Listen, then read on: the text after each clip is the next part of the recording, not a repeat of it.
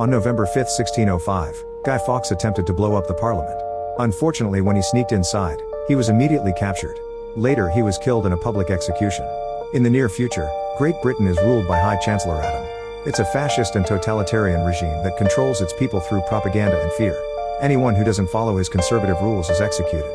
One night, Evie leaves her house, ignoring curfew. When she sees a man down the street, she decides to take a different road, only to bump into another man. One more guy joins them and they surround her, listing the things they'll do to her. One of them grabs her hand, so she pulls it back and takes out her pepper spray. Unfortunately, the man shows her his badge, which means he's part of the police force known as Fingerman. When Evie tries to run, the man she saw before appears behind her and captures her. When they're about to hurt her, a man only known as V appears wearing a Guy Fawkes mask. Using a knife, he destroys the Fingerman's badge before punching him in the face. The other man pulls out a gun, but V quickly disarms him and cuts his belt to make him trip on his pants. The third guy also tries to attack and V easily blocks all his moves. When the man tries to punch him, he hurts his hand because the mask is very hard. After throwing him against the wall, V notices that the second man is trying to recover his gun, so he hits him to knock him out. Afterward, V assures a terrified Evie that he won't hurt her and proceeds to give a very philosophical speech before slashing a political poster. V thinks that meeting a woman called Evie can't be a coincidence, so he invites her to a special performance. Moments later, the duo is on a rooftop in the middle of the city. When V asks for the date, Evie replies November 4th, but V says it's not anymore. As a clock chimes midnight, V asks Evie to always remember the treason of the 5th of November. Suddenly classical music plays on the street speakers, so curious people come out of their homes to check what's happening. As V moves his hands like an orchestra conductor, a building blows up in a huge explosion that shoots fireworks in the sky. A few hours later, the government is discussing what happened. They discovered that a recording device was found wired into their broadcast system and decide to ban the song V played. They'll have to invent a story to cover the incident. V appears on many security cameras, but because of his costume there are no clues to identify him. They do have a picture of Evie, so they're investigating her. They've also analyzed the fireworks and the explosives, but they were all homemade, so they can't be traced. Meanwhile, Chief Inspector Eric and Detective Dominic burst into Evie's apartment and find her ID. When they put her name in the system, they discover that her parents were political activists. They were detained when she was 12 and Evie was sent to the Juvenile Reclamation Project for 5 years.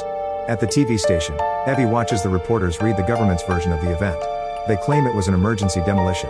Later, several boxes arrive in the mail with Fawkes masks. At that moment, V enters the station. The guard threatens to shoot him, but V has lots of explosives on his chest.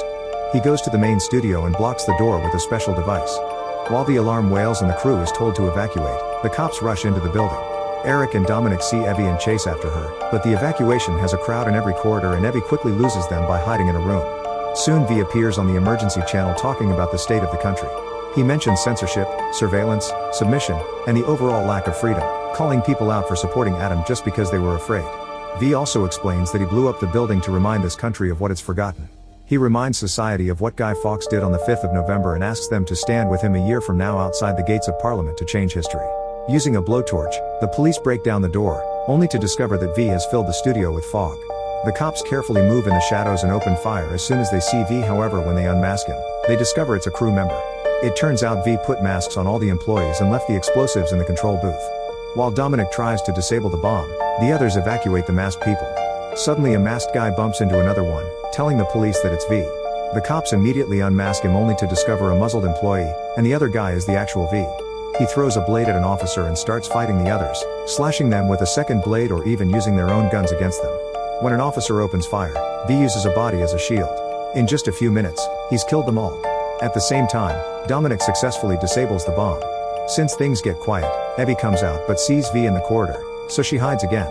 When V tries to reach the elevator, he's blocked by Dominic and his gun. Evie decides to come out and uses her pepper spray on Dominic, who hits her and knocks her out. V takes the chance to hit Dominic in return, knocking him out as well. A few hours later, all the newscasts say that V was a terrorist spreading messages of hate. They even play security footage of him killing the cops to paint him in the worst light. At the police station, Eric and Dominic also watch the security footage and learn that V took Evie. They investigate her family, but her mother died in a hunger strike. Her father was killed by the military, and her brother died during the outbreak at St. Mary's School. Meanwhile, Evie wakes up in a strange room. She comes out and finds herself in an underground home filled with art and antiques. V startles her when he appears and explains he took all this stuff from the Ministry of Objectionable Materials. Evie starts feeling guilty about assaulting an officer, but V points out she did what she thought was right. When she says she wants to leave, he tells her she's a wanted woman now and they know where she lives.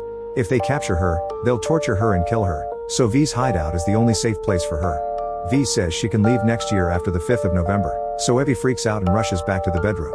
The next morning, Evie apologizes to V and thanks him for helping her. When she notices that his hands are completely burned, he immediately puts on gloves. Evie asks what happened, but V only says there was a fire before distracting her with breakfast. She tastes the food and is shocked to discover V has real butter, which he took from Adam's supply train. A few days later, television host Lewis is having a shower while watching his own show full of government propaganda. At that moment, V uses Evie's work ID on the lock and surprises Lewis in the bathroom. Lewis sees V's reflection on his TV and tries to run away, but he slips on the wet floor and falls. Then V reveals that Lewis used to be a fingerman who tortured prisoners in a detention facility, including V himself. Lewis realizes that V is the only prisoner who escaped from the fire.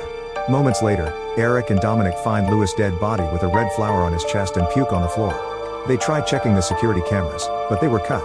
The only clue they have is Evie's ID on the system. At a church, Bishop Lilyman is waiting for the underage naughty worker he sees every week. However, his assistant warns him that they've sent someone older. When Lilyman goes to his room, he finds Evie wearing a childish costume and loves the sight. Evie stops Lilyman's advances and explains that V is coming to kill him. She's telling him this because she hopes he can help her in return, saying she's been V's prisoner for weeks. However, Lilyman thinks it's part of a game and throws Evie on the bed to try to get naughty with her.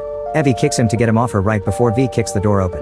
Lilyman exclaims that Evie wasn't lying and V realizes he was betrayed. Evie apologizes before running away. Lilyman rushes to get the gun he hides in a book and opens fire, but V quickly disarms him. As Lilyman starts begging, the security guys hear him and think it's part of his dirty game. They only realize there's danger when Lilyman says he doesn't want to die. Moments later, the detectives find Lilyman dead on the floor with puke near his face and a red flower on his chest. However, the case is taken from their hands by the head of the secret police Creedy because several important people have been murdered. Creedy explains that Adam believes there's a traitor passing information to the terrorists, and Eric is now one of the suspects. In the evening, Evie makes it to the house of her friend Gordon, who agrees to hide her and lend her some clothes. Evie is very nervous about getting Gordon in trouble, so he decides to show her his secret room. He has lots of banned art and anti-government material, like painting of Adam dressed as the Queen. There also are naughty pictures of men. Gordon explains he doesn't like women and he only pretends he does to avoid getting executed. The next day, Eric learns the autopsy results from Coroner Delia. Lilyman died from the same poison that Lewis did, which can be found in any house in London. The flower is identified as a scarlet carson, which is believed to be extinct. When Eric returns to the office, Dominic explains he's finished checking the staff list from the detention center and discovered that V has killed them all except for one doctor. After the center was shut down, the last doctor disappeared for 2 years and then tried to apply for an overseas visa, but she was denied. All her records stopped after that, so she must have changed her name. In the middle of the night, Evie wakes up when she hears someone break in. Gordon rushes to her room to tell her to hide. Under the bed, Evie watches Creedy and the fingerman beat Gordon up before taking him away. Once they're gone, Evie climbs through the window and tries to go down carefully, but she ends up falling. When she reaches the back door, someone captures her with a black bag.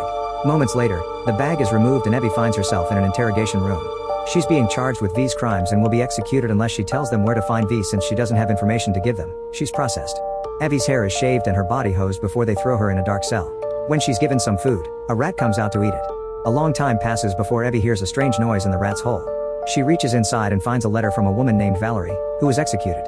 She wanted someone to know her story, so she wrote it on toilet paper. Valerie grew up on a farm and went to an all-girls school, where she met her first girlfriend. Unfortunately, that girl stopped liking women after a while. As a teenager, she met a new girl, who inspired her to be brave enough to tell her parents about her orientation.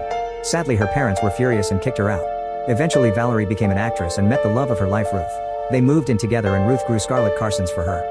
When the regime took over the country, people of different orientations were executed and Ruth was captured at the market. Valerie was found in her house and sent to a cell. Her letter ends by telling whoever is reading that she loves them. Evie is occasionally taken out of the cell to be tortured for information, but she swears she doesn't know anything. She keeps herself sane by reading Valerie's story. When she finishes reading, she cries and kisses the paper. The next time they interrogate her, Evie doesn't say she doesn't know. She says she won't cooperate. When it's time for her execution, Evie announces she'd rather meet the end than confess anything. Shockingly, her captor tells her she's now free and leaves. A very wary Evie walks out of her cell and notices that the guard is a doll. When Evie opens the door at the end of the corridor, she discovers that she's been in V's hideout all along. He interrogated her and tortured her until he was sure he could trust her again. Unfortunately, he couldn't save Gordon, who has already been executed. Evie freaks out and calls V evil, saying that she hates him. V likes this because she wants her to embrace that hate and use it for good. Suddenly, Evie has an asthma attack, so V guides her through it while reminding her of what happened to her family. In the cell, she faced death, yet she stayed calm because she found something more important than her own life. Evie feels dizzy, so V takes her to the roof for fresh air. She cries under the rain and V sees a parallel to his own escape. Sometime later, Evie announces she's leaving and returns Valerie's letter to V. He decides to show her a secret room where he has hundreds of red flowers and Valerie's movie posters. It turns out Valerie was in the cell next to his in the detention center, and that's how he got the letter. Evie realizes that V is seeking revenge for what the government did to him and to Valerie. She thanks him for everything and agrees to meet him one more time before the 5th comes. A year later, they captured 3 random rebels and executed them for creating the virus. After the story is over, Eric wants to take Rookwood into protective custody. However, Rookwood refuses to go out because of Creedy. He'll only cooperate if Eric puts Creedy under 24-hour surveillance. At home, Creedy is taking care of his plants when suddenly V surprises him with a knife to the neck.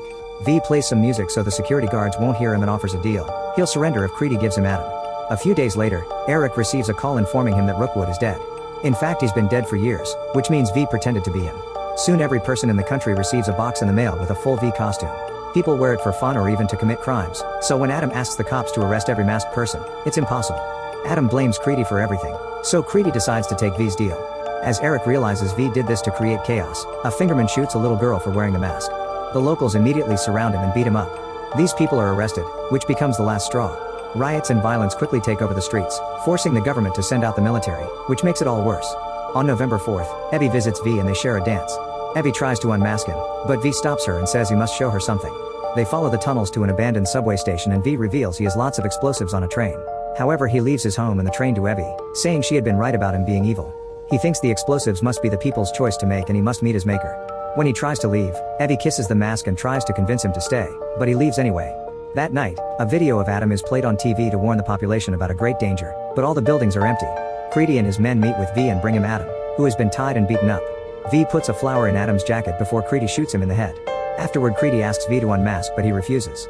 When 2 men try to grab the mask, he quickly kills them with his blades. Creedy and his men open fire, hitting V with several bullets. However, he isn't dead and he starts attacking everyone to kill them one by one while they're trying to reload. All the officers go down and Creedy opens fire again. V explains to him that he isn't human, he's an idea, and ideas are bulletproof. He finishes by breaking Creedy's neck to kill him. Then V takes off the armor he hid under his cape and returns to the subway station. He tells Evie that he loves her before dying in her arms, and she has a breakdown. Around the parliament, soldiers are in position to protect the building. Thousands of civilians appear wearing V's costume and they don't know what to do because none of their superiors are answering. They have no choice but to put down their weapons and let the crowd walk over them. At the same time, Evie puts V's body in the train and covers him with flowers. At that moment, Eric shows up and tries to stop her. Evie says that V was right and the country needs hope, so Eric puts his gun down. When the clocks strike midnight, Evie activates the train before taking Eric to the roof to watch the show. V's favorite song plays on the street speakers as the train explodes under the parliament, causing the building to blow up in colorful fireworks. The crowd unmasks while Evie says that V was all of us. Make sure to subscribe and turn on notifications so you can watch more videos like this. Thanks for watching.